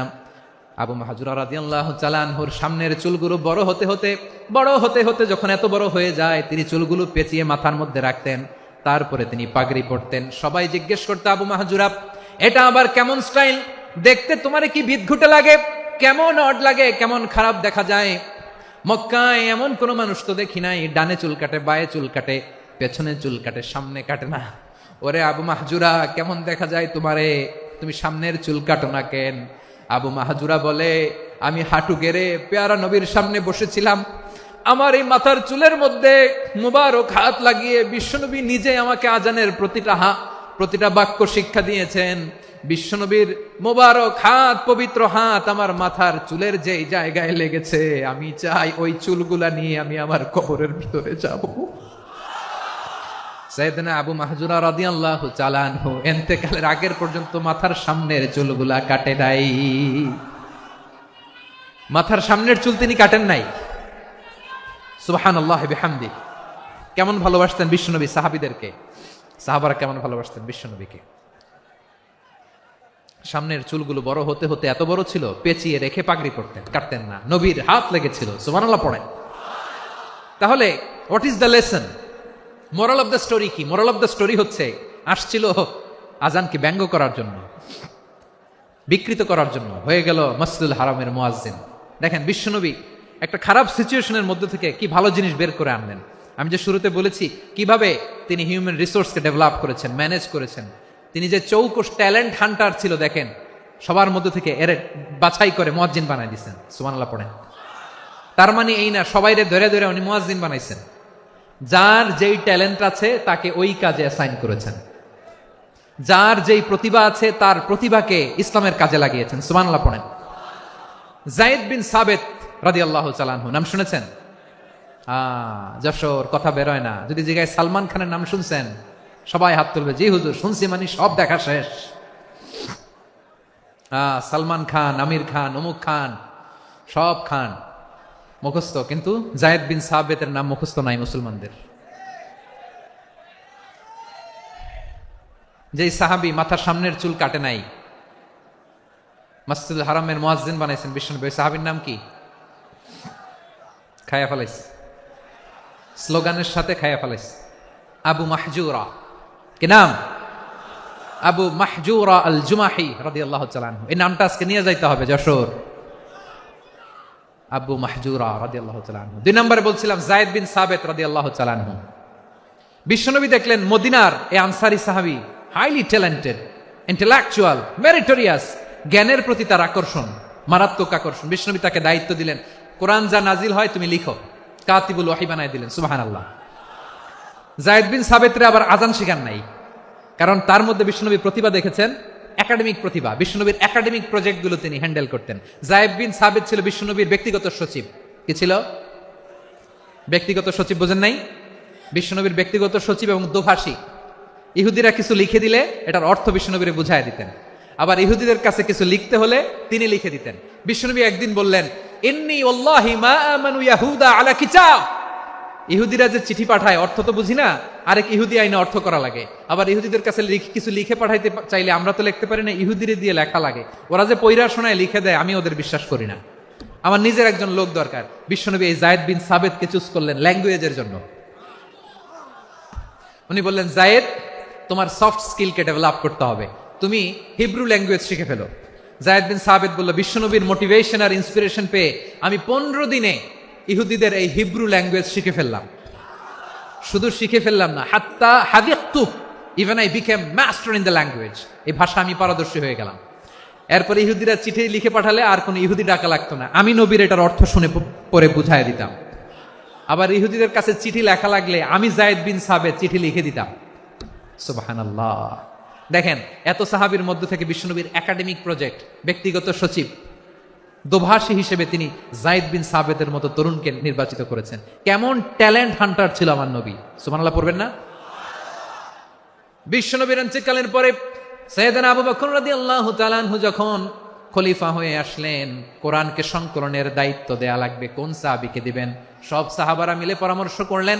সাইয়েদনা আবু বকর, ওমর সবাই মিলে এই বিশাল কোরআন সংকলনের গুরু দায়িত্ব বিশ্বনবীর ব্যক্তিগত সচিব, বিশ্বনবীর দোভাষী, বিশ্বনবীর সিলেক্ট করাই লোক যায়েদ ইবনে সাবিত রাদিয়াল্লাহু তাআলা আনহুকে দিয়েছে। কোরআনের কপি তো আজকে এখানে রাখে নাই। এই যে আজকের যে কোরআন পড়েন, এটা আগে এরকম ছিল না। কোরআন নাজিল হলে সাহাবারা চামড়ার, ওটের চামড়ায় লিখে ফেলতো, ওটের চ্যাপ্টা হাড্ডির মধ্যে লিখে ফেলতো, গাছের গুড়ির মধ্যে লিখে ফেলতো, বিভিন্ন জনের কাছে ছড়ানো ছিটানো ছিল। আবু বকর রাদিয়াল্লাহু তাআলা আনহু একসাথে করলেন, পরবর্তীতে উসমান রাদিয়াল্লাহু তাআলা আনহু একসাথে করলেন 114 সূরার। এখন এই মুসহাফ, এই কম্পাইলেশন, এই কপি আমরা পেয়েছি, যার হিউজ কন্ট্রিবিউশন ছিল। এই পুরো কোরআন কম্পাইলেশনের প্রজেক্ট ম্যানেজার ছিল যায়েদ বিন সাবিত রাদিয়াল্লাহু তাআলা আনহু। কোরআন কম্পাইলেশনের প্রজেক্ট ম্যানেজার। দেখেন, উনারে মাথায় হাত দিয়ে আজান শিখায় নাই। সুবহানাল্লাহ কইবেন না? তাহলে প্রথম সাহাবী আবু মাহজুরাকে মুয়াজ্জিন বানাইলেন, যায়েদ বিন সাবিতকে ব্যক্তিগত সচিব আর দোভাষী বানালেন, মুসআব ইবনে উমাইর রাদিয়াল্লাহু তাআলা আনহুকে ইসলামের প্রথম অ্যাম্বাসেডর বানালেন। তাহলে তৃতীয় নাম্বার একজন সাহাবীর নাম বলছি, মুসআব ইবনে উমাইর। মুসআব কি নাম? নামটা কেমন লাগে? এই কয়েকজনের ভাল লাগে, বাকিদের ভাল লাগে না? ভাল লাগে? এই এই আর কয়েকটা মিনিট দেওয়া যাবে না আমাকে আল্লাহর রাস্তে? হ্যাঁ, ঠিক আছে। আমি তোমাদেরকে ভালোবাসা দেখাবো, দোয়া করবো, যদি চুপ থাকো, একেবারে চুপ, কষ্ট সহ্য করো, বাকিরা যা সওয়াব পাবে তোমরা ডবল পাবা, যেহেতু কষ্ট বেশি, কিন্তু চুপ। 3 নম্বর সাহাবীর নাম মুসআব। এই ধাক্কাধাক্কি কেন রে ভাই? না না না, এরকম হইলে আসবো না যশোর, আমি আর আসবো না। হয় পিছনে চলে যাও, নাহলে চুপ, ধাক্কাধাক্কি নাই। 3 নম্বর সাহাবীর নাম মুসআব। কি নাম? He was the first ambassador in Islam. ইসলামের প্রথম ডিপ্লোমাট, প্রথম কূটনৈতিক, ইসলামের প্রথম কূটনৈতিক, ইসলামের প্রথম ডিপ্লোমাট, প্রথম অ্যাম্বাসেডর মুসআব ইবনে উমাইর। মক্কার তরুণ যুবক, উনি পারফিউম লাগাইলে মানুষ দেখলেই বুঝতো এটা মুসআব লাগাইছে। এমন ড্যাশিং ফেসের ছিল, এমন স্মার্ট ড্যাশিং ফেস, এমন পার্সোনালিটির মানুষ ছিল মুসআব রাদিয়াল্লাহু তাআলা আনহু। কারণ যিনি ইসলামের স্পোকম্যান হবেন, মুখপাত্র হবেন, তার স্মার্ট হওয়ার দরকার আছে না নাই? আকাবার প্রথম শপথ যখন হলো, তাদের সাথে বিষ্ণু ঈসা ইসলাম মদিনাতে একজন মুখপাত্র পাঠালেন, ডিপ্লোমাটকে পাঠালেন, অ্যাম্বাসেডর অফ ইসলাম। তিনি হচ্ছেন মুসআব ইবনে উমাইর। পড়েন সুবহানাল্লাহ। বিশ্বনবী দেখলেন সে অনেক স্মার্ট, তার ডেডিকেশন আছে, সিনসিয়ারিটি আছে, এবং মদিনায় যে আউস খাজরাজ গোত্রের নেতাদের সাথে ডিল করতে হবে, ইহুদিদের সাথে ডিল করতে হবে, ওখানে একজন পাক্কা জানু খেলোয়াড়ের দরকার আছে না নাই? মুসআব ইবনে উমাইর রাদিয়াল্লাহু তাআলা আনহু, ওনাকে বিষ্ণু ঈসা ইসলাম চুজ করলেন। এবং বিষ্ণু ঈসা ইসলামের এই চুজিংটা, এই সিলেকশনটা এত সুন্দর ছিল, তিনি মদিনাতে যে বিশ্বনবী আসার আগেই মদিনার জমিনকে তিনি উর্বর করে ফেলছেন। প্রতিটা ঘরে ঘরে কালিমার দাওয়াত তিনি পৌঁছায় দিচ্ছেন। জুমার বিধান নাজিল হয়েছে, কিন্তু মক্কায় পরিবেশ নাই জুমা পালনের। বিষ্ণু ঈসা ইসলাম একজনকে দিয়ে খবর পাঠালেন, যাও মদিনায় মুসাবকে যে বলো, মুসাব তো আমার শিক্ষক, আমার স্পোকম্যান, মদিনাতে যেন তারা জুমা কায়েম করে। বিশ্বনবীর আগেই মুসাব মদিনার মুসলিমদেরকে নিয়ে মদিনায় প্রথম জুমা কায়েম করে ফেলছে। কোন সুবহানাল্লাহ। ডিপ্লোম্যাটদের কেমন হইতে হয়, অ্যাম্বাসেডারের কেমন হইতে হয়, মুসআব রাদিয়াল্লাহু তাআলা আনহুর কাছ থেকে শিখে নাও। মুসআব নামটা কেমন লাগে? যশোর যাদের সন্তান হবে, ছেলে সন্তান, আমার রাস্তায় পাইলে সবাই জিজ্ঞেস করে, হুজুর একটা নাম দেন, আমার ছেলে হবে। যশোরবাসীর জন্য আমি একটা নাম দিয়ে দিলাম, নাম রাখতে হবে মুসআব। কি নাম? নামটা যাদের ভাল লাগে, ছেলে সন্তান অনাগত আসবে, মনে চাইলে নাম রেখে দিবেন মুসআব রাদিয়াল্লাহু তাআলা আনহুর নামে মুসআব। তাহলে মুসআব রাদিয়াল্লাহু তাআলা আনহুকে বিশ্বনবী ল্যাঙ্গুয়েজ শিখান নাই, সফট স্কিল শিখান নাই। যায়েদ রাদিয়াল্লাহু, তিনি হিব্রু ল্যাঙ্গুয়েজ শিখেছেন, সুরিয়ানি শিখেছেন, কিন্তু মুসআবকে তিনি বানিয়েছেন the spokesman of Islam, the first diplomat, the ambassador of Islam. সুবহানাল্লাহ পড়বেন না? আব্দুল্লাহ ইবনে আব্বাস রাদিয়াল্লাহু তাআলা আনহু, বিশ্বনবীর কাজিন, চাচাতো ভাই। আবার মাইমুনা রাদিয়াল্লাহু তাআলা আনহু, মাইমুনা নবীর স্ত্রী, তিনি ছিলেন আব্দুল্লাহর আপন খালা। তো নবীর বউ যদি উনার খালা হয়, নবী তার কি? বুঝে নাই, নবী তার কি? খালু। তাহলে সম্পর্ক অনেক গভীর, কাজিন আবার খালু। ছোট্ট মানুষ, তাই রাতে মাঝে মাঝে ঘরে থাকতো। বিশ্বনবী দেখলেন আব্দুল্লাহ যেহেতু আমার ঘরে ঢুকতে পারে, আব্দুল্লাহরে এই উম্মতের বড় শিক্ষাবিদ বানাইতে হবে। কথা বোঝে নাই? আব্দুল্লাহকে কি বানাইতে হবে? শিক্ষাবিদ, এডুকেটর অফ দিস উম্মাহ, এই উম্মার শিক্ষাবিদ বানাইতে হবে। তাই আব্দুল্লাহ ইবনে আব্বাসকে বিশ্বনবী হাতে কলমে শিক্ষা দিয়েছেন। আহারে, আর এরপরে যে কি ভাষা আসবে তোমাদের জন্য আমার মুখ থেকে আমি নিজেও জানি না, আমি নিজেও জানি না। 1 ঘন্টা যাবত ধাক্কা ধাক্কি মারামারি। তো আসতে বলছে কে তোমাকে? পেছনে চলে যাও, জায়গা না পেলে। পুরো প্রোগ্রামটাই নষ্ট করে দিল। জি, আমার দিকে তাকান, আমি শেষ করে দিচ্ছি। হবে না, ইন্টেলেকচুয়াল আলোচনা এখানে হবে না, আমি বুঝতে পারছি, আমি শেষ করে দিচ্ছি। আব্দুল্লাহ ইবনে আব্বাস রাদিয়াল্লাহু তাআলা আনহু, মনোযোগ দিয়ে কয়েকটা মিনিট শুনুন, আমি এখনই শেষ করে দিচ্ছি, এরপর আওয়াজ করবে। এই যে এগুলো কি আমি বুঝলাম না। আমি বললাম না সব করা যাবে, বসে যাও, শুয়ে যাও, চলে যাও, আওয়াজ করা যাবে না। অন্যকে বসো এটাও বলার দরকার নাই, জাস্ট এদিকে তাকাও। আল্লাহ। আব্দুল্লাহ ইবনে আব্বাস রাদিয়াল্লাহু তাআলা আনহু, ওনাকে বিশ্বনবী হাতে কলমে শিক্ষা দিয়েছেন, যেহেতু উম্মতের শিক্ষাবিদ হবেন, এডুকেটর হবেন। তো বিশ্বনবী রাতে যখন তাহাজ্জুদ পড়তেন, ছোট্ট আব্দুল্লাহ ঘরে থাকতো। বুঝতে পেরেছেন? ছোট্ট মানুষ তো ঘরে থাকতো। তো বিশ্বনবী তাহাজ্জুদের জন্য একবার দাঁড়িয়েছেন, ছোট্ট আব্দুল্লাহ ওযু করে দাঁড়াইছে। আচ্ছা বলেন তো, ইমাম আর মুসল্লি মোট যদি 2 জন হয়, একজন ইমাম একজন মুসল্লি, তো মুসল্লি ইমামের কোন দিকে দাঁড়াবে? ডানে দাঁড়াবে। ছোট্ট আব্দুল্লাহ বুঝে নাই, বিশ্বনবী তাহাজ্জুদ শুরু করেছেন, উনি একতেদা করছেন আর দাঁড়াইছেন বায়ে। কোথায় দাঁড়িয়েছেন? আব্দুল্লাহ বলেন, যখন আমি বায়ে দাঁড়ালাম, আখাযা রাসূলুল্লাহ সাল্লাল্লাহু আলাইহি ওয়াসাল্লাম উযুনি আল ইউমনা ইয়াফতিলুহা, বিশ্বনবী নামাজরত অবস্থায় আমার কান ধরে টেনে আমার ডান দিকে এনে দাঁড় করায় দিলেন। পড়েন সুবহানাল্লাহ। দেখেন হাতে কলমে শিক্ষা। আর জীবনে ভুল হবে? কথা কয় না, আর ভুল হবে? আর ভুল হবে না। এভাবে বিশ্বনবীর অনেক সঙ্গ পেয়েছেন, সফর করেছেন, একই বাহনে বসেছেন, এক বাহনে বসে লম্বা নাসিহত করেছেন, বলেছেন ইয়া গোলাম ইহফাজিল্লাহ ইয়াহফাজকা ইহফাজিল্লাহ তাজিদহু তুজাহাক ইযা সাআলতা ফাসআলিল্লাহ ওয়া ইযা ইসতাআনতা ফাসতাইন বিল্লাহ। আল্লাহর বিধান মানো, আল্লাহর বিধান রক্ষা করো, আল্লাহ তোমায় রক্ষা করবে। আব্দুল্লাহ, চাইতে হলে আল্লাহর কাছে চাও, সাহায্য চাইতে হলে আল্লাহর কাছে সাহায্য চাও। মনে রাখো, গোটা বিশ্বের সবাই যদি তোমার সাহায্য করতে চায় ততটুকুই করতে পারবে যতটুকু আল্লাহ তোমার নসিবে রেখেছে। গোটা বিশ্ব যদি তোমার বিরুদ্ধে ষড়যন্ত্রে দাঁড়িয়ে যায়, ক্ষতি ততটুকু করতে পারবে যতটুকু তোমার জন্য বরাদ্দ আছে, এর বাইরে কিছু করতে পারবে না। আওয়াজ করে বলেন ঠিক কিনা? এভাবে হাতে কলমে শিখিয়েছেন, বিশ্বনবীর সঙ্গ পেয়েছেন। উনাকে বিষ্ণু ইসলাম শিক্ষাবিদ, এডুকেটর অফ দিস উম্মাহ হিসেবে সিলেক্ট করেছেন, হাতে কলমে শিখিয়েছেন। বিশ্বনবী একবার প্রকৃতির ডাকে সাড়া দিয়ে এসেছেন। এখন কি করতে হবে? নামাজের জন্য অজু করতে হবে। বিশ্বনবী এসেই দেখেন অজুর বদনায় পানি ভরা, খুশি হয়ে গেলেন, বললেন কে রেখেছে পানি? একজন বলল আব্দুল্লাহ রেখেছে। বিশ্বনবী অত্যন্ত খুশি হলেন, খুশি হয়ে একটা দোয়া করলেন, বললেন আল্লাহুম্মা ফাক্কিহু ফিদ্দীন ওয়া আল্লিমহু তা'ওয়িল।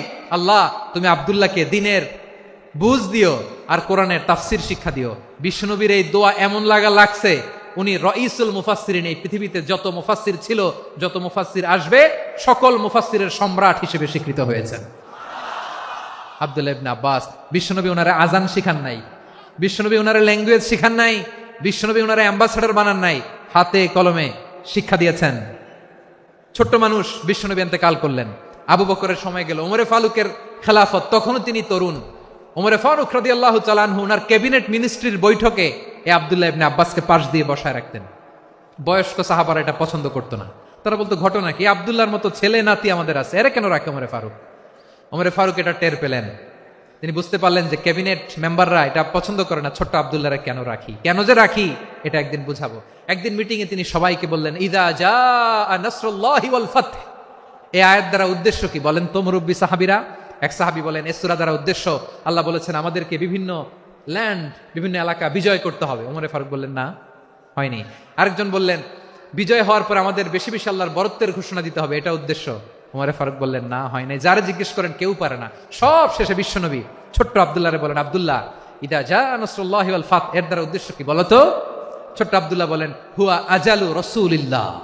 এই আয়াত দ্বারা বিশ্বনবীর বিদায়কে উদ্দেশ্য নেওয়া হয়েছে।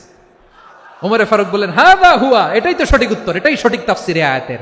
কারণ ইদা জাআ নাসরুল্লাহি ওয়াল ফাতহ, যখন আল্লাহর সাহায্য আর বিজয় আসবে, ওয়া রাআইতান নাসা ইয়াদখুলুনা ফি দীনিল্লাহি আফওয়াজা, আপনি দেখবেন দলে দলে ঢলে ঢলে বানের পানির মতো মানুষ ইসলামের দিকে ঢুকতেছে, ইসলামের বিজয় হয়েছে। তো ইসলামের বিজয়ের মিশন নিয়ে নবী আসছে, বিজয়ী যখন হয়ে গেছে এখন তো নবীর বিদায় হবে। জোরে বলেন ঠিক কিনা? কোন সাহাবী এই সূক্ষ্ম কথাটা ধরতে পারে নাই, ওই আব্দুল্লাহ ছাড়া। আব্দুল্লাহ যখন উত্তর দিছে সব সাহাবীদের টনক নড়েছে। এরপর থেকে কোনো ক্যাবিনেট মিটিং এ আর কোনো সাহাবারা কোনো প্রশ্ন করে নাই। আওয়াজ করে পড়েন সুবহানাল্লাহ। বিশ্বনবী আব্দুল্লাহ ইবনে আব্বাসকে দ্য এডুকেটর অফ দ্য উম্মাহ, উম্মার শিক্ষাবিদ হিসেবে গ্রহণ করেছেন। আওয়াজ করে পড়তে হবে আল্লাহু আকবার। সাহাবীদের নামগুলো মনে থাকবে? এক নম্বরে আবু মাহজুরা, মুয়াজ্জিন বানাইছেন। যায়েদ ইবনে সাবিত, দোভাষী, ট্রান্সলেটর অফ প্রফেট, এবং তিনি ছিলেন বিশ্বনবীর ব্যক্তিগত সচিব। মুসআব ইবনে উমাইর, the first ambassador and diplomat of Islam. আব্দুল্লাহ ইবনে আব্বাস, এই উম্মার সবচেয়ে বড় এডুকেটর, শিক্ষাবিদ। আরেকজন ছিল আব্দুল্লাহ ইবনে মাসউদ রাদিয়াল্লাহু তাআলা। দুই আব্দুল্লাহ, আব্বাস গেল, আরেকজন হচ্ছে মাসউদ। মক্কার তরুণ, ছাগল পালতো মুশরিকের। বিশ্বনবী আর আবু বকর রাদিয়াল্লাহু তাআলা আনহু একবার গেলেন, যে দেখে এই তরুণ দাঁড়ায় আছে। বিশ্বনবী বলেন আমি খুব ক্ষুধার্ত, তোমার কাছে কি দুধ আছে ছাগলের? আব্দুল্লাহ ইবনে মাসউদ বলে আছে। ওয়ালাকিন আনা মুতামান, কিন্তু যে দুধ আছে এটা আমানতের, আমি দিতে পারবো না। বিশ্বনবী এইটা শুনেই তারা টার্গেট করে ফেলছে। আনা মুতামান, দুধ আছে কিন্তু এটা আমার মালিকের, আমি তো দরদ দেখাই, আমার মালিকের দুধ আপনি পথিক, আপনারা দিতে পারি না। বিশ্বনবী টার্গেট করে ফেলছেন, এরে আমার কাজে লাগাইতে হবে। বিশ্বনবী বলেন আচ্ছা ঠিক আছে দুধ দিও না, কিন্তু এমন ছাগি আছে কিনা যেই ছাগির সাথে কোনো ছাগলের মিলন হয় নাই, তার ওলানে দুধও আসে নাই, বাচ্চাও নাই, এরকম ছাগির থেকে যদি আমি দুধ খাই তাহলে তো সমস্যা নাই। বলতেছে এরকম ছাগির থেকে দুধ খাইলে সমস্যা নাই, কারণ এরকম ছাগির ওলান থেকে দুধ আসবেও না। বলতেছে ঠিক আছে, এরকম একটা ছাগি নিয়ে আসা হলো। বিশ্বনবী বিসমিল্লাহ বলে ওই ছাগির ওলানে হাত দিলেন। হাত দিতে দেরি, পুরো ওলানটা দুধে ভরে যেতে দেরি হয় না। বিশ্বনবী আর আবু বকর রাদিয়াল্লাহু তাআলা আনহু দহন করে পেট ভরে খেলেন। এই দৃশ্য আব্দুল্লাহ ইবনে মাসউদের হৃদয়ে দাগ কাটলো। এই মুআজিজা দেখে তিনি বললেন, আশহাদু আল্লা ইলাহা ইল্লাল্লাহ ওয়া আশহাদু আন্না মুহাম্মাদুর রাসূলুল্লাহ। তিনি ষষ্ঠ মুসলিম ছিলেন, 6 নম্বর মুসলমান। ওনাকে টার্গেট করে বিশ্বনবী দেখলেন এমন ইন্টেলেকচুয়াল ব্রেন, উনি সূক্ষ্ম সূক্ষ্ম জিনিস বুঝে বেশি, ফিকহি জ্ঞান ওনার মধ্যে বেশি। বিশ্বনবী ওনাকে কোরআনের জ্ঞান শিক্ষা দিতে লাগলেন। উনি বিশ্বনবী সবার কাছে কোরআন শোনায়, কিন্তু বিশ্বনবী নিজে আব্দুল্লাহ ইবনে মাসউদের কাছ থেকে কোরআন শুনতো। বিশ্বনবী একবার বললেন, ইকরা আলাইয়া ইয়া মাসউদ। ইবনে মাসউদ একবার শোনাও তো কোরআন দেখি। আব্দুল্লাহ ইবনে মাসউদ বলে, আকরাউ আলাইকা ওয়া আলাইকা উনজিল। নবী, আপনার উপর কোরআন নাজিল হয় আর আমি আপনার সামনে কোরআন পড়বো। বিশ্বনবী বললেন, ইন্নী উহিব্বু আন আসমাআহু মিন গায়রি। আমি নিজে পড়তে যেমনি ভালোবাসি, অন্যে পড়ুক আমি শুনবো, এটাও আমি ভালোবাসি। সূরা নিসা তিনি তেলাওয়াত করে শুনিয়েছেন। এমন সূক্ষ্ম সূক্ষ্ম বিষয় বিশ্বনবী উনাকে ধরিয়ে দিয়েছেন। উনি হয়ে গিয়েছেন, আব্দুল্লাহ ইবনে আব্বাস হয়েছেন রাইসুল মুফাসসিরিন, উনি হয়ে গিয়েছেন ফাকিহুল উম্মাহ। উনার চাইতে বড় ফকি এই পৃথিবী আর দেখবে না। চিল্লায় বলেন সুবহানাল্লাহ। উনি বলতেন, ওয়াল্লাহি ওয়াল্লাহি ইল্লাযী লা ইলাহা গায়রু মা উনজিলাত সূরাতুন ইল্লা ওয়া আনা আ'লামু আইনা উনজিলাত ওয়া ফিমা উনজিলাত। বিশ্বনবী এমন ভাবে কোরআনের দার্স আমাকে দিয়েছেন, কোরআনে যত সূরা নাজিল হয়েছে, যেখানে নাজিল হোক না কেন আমি জানি এটা কোথায় নাজিল হয়েছে এবং কোন প্রেক্ষাপটে নাজিল হয়েছে। এমন একটা সূরা নাই যে সূরার কোথায় নাজিল হয়েছে আমি মাসুদের জানা নাই, কোন প্রেক্ষাপটে নাজিল হয়েছে আমার জানা নাই। এরকম ঘটবে না। চিল্লায় বলেন আল্লাহু আকবার। এই আব্দুল্লাহ ইবনে মাসউদ রাদিয়াল্লাহু তাআলা আনহু ওমর ফারুকের সময় কুফার চিফ জাস্টিস ছিলেন। কুফা নগরীর চিফ জাস্টিস বোঝেন নাই? বিচারপতি। কি ছিলেন? সবাই বলে নাই, কি ছিলেন? বিচারপতি ছিলেন। এবং ওনার যে ফিকহি জ্ঞানের ধারা, এটাই আলকামা, ইব্রাহিম আন-নাখাই, হাম্মাদ ইবনে সুলাইমান হয়ে ইমাম আবু হানিফা পর্যন্ত পৌঁছেছে। এবং ওনার ফিকহি জ্ঞানের ধারাই হানাফি মাযহাবে অ্যাকসেপ্ট হয়েছে। আজও এগুলো হানাফি মাযহাবে চর্চিত হয়। হানাফি মাযহাবের সব ফিক আব্দুল্লাহ ইবনে মাসউদের ফিকহি জ্ঞানের ধারা থেকে নেওয়া হয়েছে। চিল্লায় পড়েন সুবহানাল্লাহ। তাহলে উনাকে বিশ্বনবী বানিয়েছেন জুরিস্ট, আইনবিদ, ফাকিহ। উনারে আজান শিখান নাই। হিউম্যান রিসোর্স ডেভেলপমেন্ট কিভাবে করবেন, মানব সম্পদের উন্নয়ন কিভাবে করতে হয়, কিভাবে যার যেখানে প্রতিভা কাজে লাগাতে হয় উনি দেখিয়েছেন। সুবহানাল্লাহ পড়বেন না? খালিদ বিন ওয়ালিদ নাম শুনছেন? কে কে শোনেন নাই হাত তোলেন। কি ছিলেন? বীর যোদ্ধা ছিলেন খালিদ বিন ওয়ালিদ। কিন্তু তিনি ইসলাম ধর্ম গ্রহণ করেছেন অনেক দেরিতে, 8ম হিজরিতে। তার মানে 8ম হিজরির আগে উনি মুশরিকদের পক্ষে লড়াই করেছেন। উনার হাতে কত মুসলিম সাহাবী যে নিহত হয়েছে হিসাব নাই। বিশ্বনবী টার্গেট করে রাখছে, তুমি আমাদের মুসলিমদের এত ক্ষতি করলা, তুমি যখন মুসলমান হবা তোমারে দিয়ে আমি এমন কাম করামু যে এটা আর কেউ করতে পারবে না। সুবহানাল্লাহ নাই? যশোর ক্লান্ত হয়ে গেছে।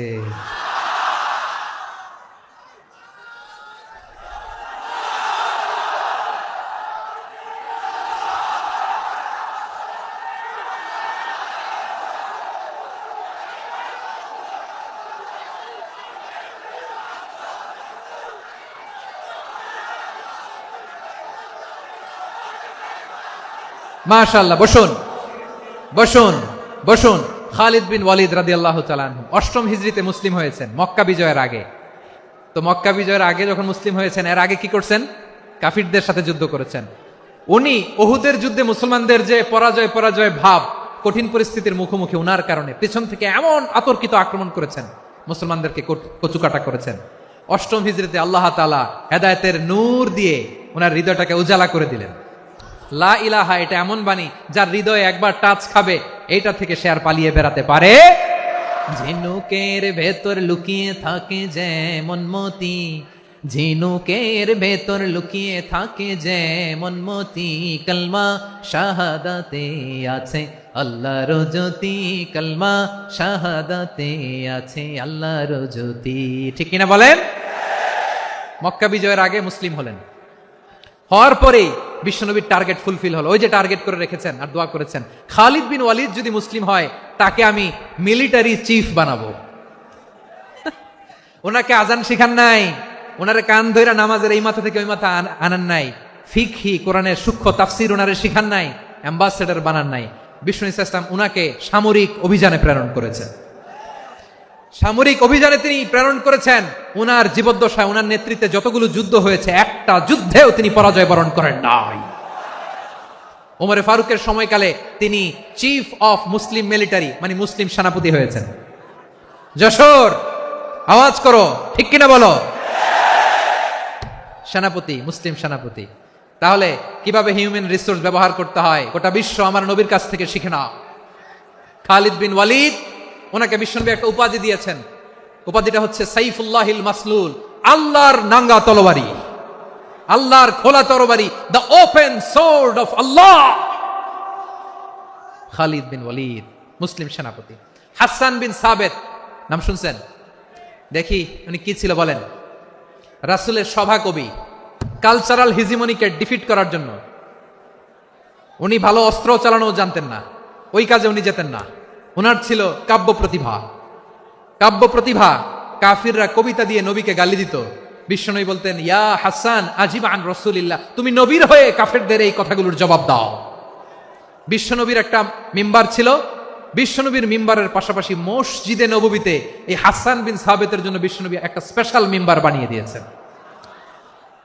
এখান থেকে তুমি জবাব দাও। এবং বিশ্বনবী বলেছেন, আল্লাহুম্মা আইয়িদহু বিরূহিল কুদুস। আল্লাহ, হাসান আমার পক্ষে জবাব দেয়, তুমি জিব্রাইল মারফত তাকে সাহায্য পাঠাইয়া দিও। রাসূল সাল্লাল্লাহু আলাইহি ওয়াসাল্লামের সভা কবি, the poet of the prophet, নবীর কবি। উনি কবিতা দিয়ে এমন উচ্চাঙ্গের ভাষায় কবিতা দিয়ে তিনি জবাব দিতেন, কাফিরদের গা শিহরে যেত, তাদের হৃদয়ে আগুন ধরে যেত। তাহলে এরকম কবিরও দরকার আছে না নাই? এখন যাকে আল্লাহ দিছে কাব্য প্রতিভা, এরা যদি আপনি যুদ্ধের ময়দানে পাঠান হবে? যারে দিছে সুরেলা গলা, এরা যদি অ্যাম্বাসেডর বানান হবে না। হাসান বিন সাবেত ছিলেন বিষ্ণু ইসলামের কবি। হুযায়ফা ইবনুল ইয়ামান বিশ্বনবীর গোয়েন্দা বিভাগের প্রধান। কিসের প্রধান? হুযায়ফা ইবনুল ইয়ামান। ওনার ছিল ডিটেকটিভ মাইন্ড, ডিটেকটিভ মাইন্ড, গোয়েন্দা বিভাগের প্রধান। এবং উনি হচ্ছেন সাহিবু সিররি রাসূলিল্লাহ, রাসূল সাল্লাল্লাহু আলাইহি ওয়াসাল্লামের গোপন তথ্যের ধারক বাহক। নবীর যেই কথা কেউ জানে না, সব হুযায়ফার পেটের ভিতরে ছিল। সুবহানাল্লাহ পড়েন। মদিনার যত ইহুদিদের একটা লিস্ট ছিল, এই লিস্ট শুধু দুইজন জানতো, বিশ্বনবী আর হুযায়ফা। সুবহানাল্লাহ পড়বেন না? তাহলে উনাকে কোন দায়িত্ব দিছে? কোন বিভাগ? যশোর আওয়াজ করো, কোন বিভাগ? গোয়েন্দা বিভাগের হেড ছিল। খন্দকের যুদ্ধে প্রচন্ড আজকের মতো শৈত্য প্রবাহ, মাটি খনন করতে করতে সাহাবীদের পেটে ক্ষুধা নাই, দাঁড়াইতে পারে না নামাজের জন্য, এত ক্লান্ত, ক্ষুধা, ক্লান্ত, শ্রান্ত। বিশ্বনবী বললেন, কে আছো এই কঠিন শীত, এই ভয় আর ক্ষুধার মধ্যেও খন্দকের পরীক্ষার টপকে শত্রু শিবিরে যে আমাকে তথ্য দিবা, কে আছো? কারো গায়ে শক্তিই নাই যে দাঁড়াবে, কেউ দাঁড়ায় না। বিশ্বনবী তখন নিজে হুযায়ফাকে ডাক দিলেন, হুযায়ফা, যে আমাকে আজকে শত্রু শিবিরের তথ্য এনে দিবে, সে জান্নাতে আমার মোরাফাকা, আমার সঙ্গী হবে। হুযায়ফা রাদিয়াল্লাহু ইবনুল ইয়ামান জীবনের ঝুঁকি নিয়ে এই ক্ষুধা, শৈত্য প্রবাহ, কোল্ড ওয়েভসকে উপেক্ষা করে পরীক্ষা টপকে শত্রু শিবিরে যে সবার কথাগুলো চুপে চুপে শুনে বিশ্বনবীর দরবারে এসে গোয়েন্দাদের মতো তথ্য সরবরাহ করেছে। বিশ্বনবীর গোয়েন্দা বিভাগের প্রধান হুযায়ফা ইবনুল ইয়ামান ইন্টেলিজেন্স বিভাগ চালাতেন। মুনাফিকদের নাম ওনার কাছে ছিল। মুআয ইবনে জাবাল মদিনা রাষ্ট্রের সবচেয়ে সিনিয়র আমলা ছিলেন। আমলাতন্ত্র চিনেন তো? প্রশাসনিক কাজ যারা চালায়, অ্যাডমিনিস্ট্রেশন বোঝেন না? The department of administration. মদিনার রাষ্ট্রের সিনিয়র আমলা মুআয ইবনে জাবাল মুতাখাসসিসুন ফিল হালাল ওয়াল হারাম, হালাল হারামের স্পেশালিস্ট ছিলেন। বিশ্বনবী উনাকে ইয়ামানের গভর্নর করে পাঠিয়েছেন। বলেছেন, ইন্নাকা তা'তি কওমান আহলা কিতাব, এমন গোষ্ঠীর কাছে যাবা এরা ইহুদি নাসারা, আগে শাহাদা পড়লে এরপরে নামাজের দাওয়াত দিও, নামাজ পড়লে যাকাতের দাওয়াত দিও। গভর্নরের অ্যাটিটিউড যেমন থাকে তেমন অ্যাটিটিউড ধরে রেখো। সুবহানাল্লাহ পড়েন। তাহলে মুআয ইবনে জাবালকে দিয়ে বিশ্বনবী কবিতা লেখায় নাই, চিঠি লেখায় নাই, আজান দেওয়ায় নাই। সুবহানাল্লাহ পড়বেন না? সব শেষ সাহাবী বলি আবু হুরায়রা রাদিয়াল্লাহু তাআলা আনহু, নাম শুনছেন? বিড়ালের বাবা। কি করতেন? খালি হাদিস মুখস্থ করতেন। উনি বলতেন, আলজামু রাসূলুল্লাহ আলা মিল ইবাতনি, আমার শুধু পেটের ক্ষুধার বন্দোবস্ত হইলে আমি নবীর সঙ্গ ছাড়তাম না। আমার আনসার সাহাবারা ক্ষেত খামারের কাজ করতো, আমার মুহাজির সাহাবারা ব্যবসা করতো, আর আমি নবীর সাথে সাথে থাকতাম। শুধু সকাল বিকাল 2 বেলা যদি আমার খাবারের বন্দোবস্ত হয়, আমি আর নবীর লক ছাড়ি না। সুবহানাল্লাহ কইবেন না? 5374টা হাদিস তিনি বর্ণনা করেছেন। সবচেয়ে বেশি হাদিস বর্ণনাকারী সাহাবী। হাদিস প্রিজার্ভেশনের কাজে বিশ্বনবী ওনাকে কাজে লাগিয়েছেন। উনি একদিন বলেন, ইয়া রাসূলুল্লাহ আসমাউ মিনকা কাসীরান ফালা আহফাজু। নবী অনেক কথা শুনি, আমার মনে থাকে না। বিষ্ণু বললেন, তাই? উবসুত রিদাক, তোমার চাদরটা বিছাও। আবু হুরায়রা বিছালেন, বিশ্বনবী হাত বুলায় দিলেন, এরপরে অনেক হাদিস বর্ণনা করলেন। আবু হুরায়রা বলে, তারপর থেকে বিশ্বনবী যাই বর্ণনা করে আমি শুনি আর একটাও বলি না। এখন সুবহানাল্লাহ। বিশ্বনবী ওনাকে হাদিস প্রিজার্ভেশন, নবীর এই যে লক্ষ্য হাদিস প্রিজার্ভেশনের এই দায়িত্ব দিয়েছেন সাইয়েদনা আবু হুরায়রা রাদিয়াল্লাহু তাআলা আনহুকে। প্রিয় ভাইরা, তাহলে 10 জন সাহাবীর কথা যে বললাম, আপনারা কি খেয়াল করেছেন কত বড় ট্যালেন্ট হান্টার, চৌকস ট্যালেন্ট হান্টার ছিল আমার নবী। এক একজনের এক এক ট্যালেন্ট এক এক কাজে অ্যাসাইন করেছেন, এক একজনকে এক এক দায়িত্ব দিয়েছেন, এক একজনের প্রতিভাকে এক একভাবে বিকশিত হওয়ার সুযোগ দিয়েছেন। আওয়াজ করে বলেন ঠিক কি না? এখন আমার পর্দার আড়ালে আমার মায়েরা বলবে, এতগুলো পুরুষ সাহাবীর কথা বললো, নারী সাহাবীরা কি কিছু করে নাই? মোনাজাত হবে, দোয়া ছাড়া কেউ যাব না। রুফাইদা আল আসলামিয়া রাদিয়াল্লাহু তাআলা আনহা, ওনার বাবার নাম সাআদ আল আসলামি। বিশ্বনবী কি খেয়াল করলেন দেখেন, সাআদ ছিল মদিনার বড় ডাক্তার। এই নারী সাহাবী রুফাইদা বাবা